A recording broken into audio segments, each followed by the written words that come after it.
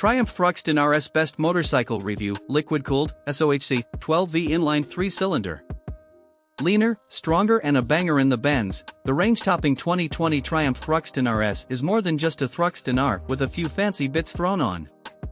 As impressive as it ever was, the Thruxton is now an even cooler customer in its new RS guise.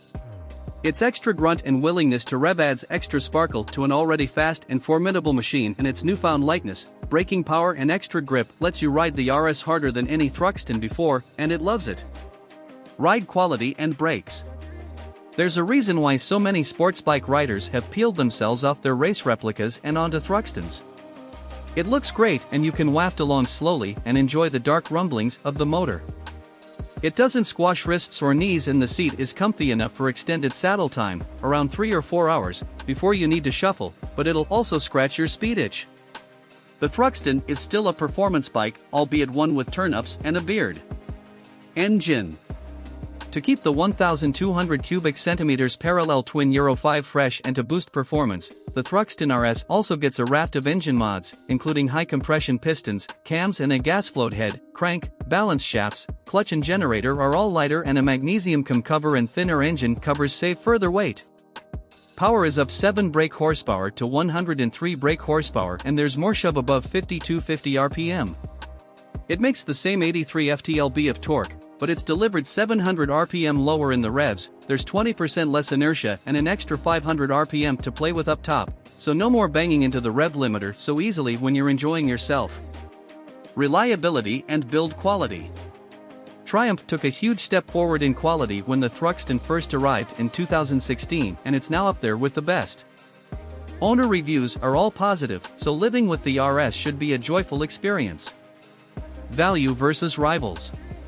Triumph claims 58 miles per gallon and a theoretical 185-mile range from its 14.5-liter tank, and major service intervals are every 10,000 miles. Insurance premiums will reflect its spicy ticket price. It's a lot of cash for a single-seated retro-shaped sports bike, but the Triumph is a quality object, packed with tastefully hidden tech.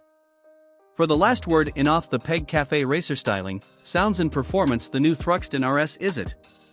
Performance retro motorcycles are growing in popularity, and earlier this year MV Agusta released the 70s aping Super Veloz 800.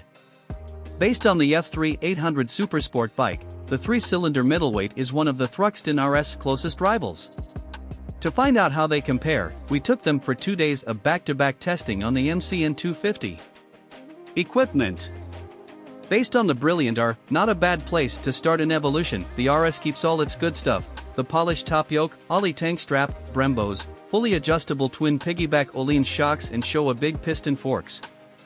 Then there's the old-school analog clocks, lightweight 32-spoke wheels, sleek exhausts that cleverly hide the cats, and carb-shaped throttle bodies. The list goes on.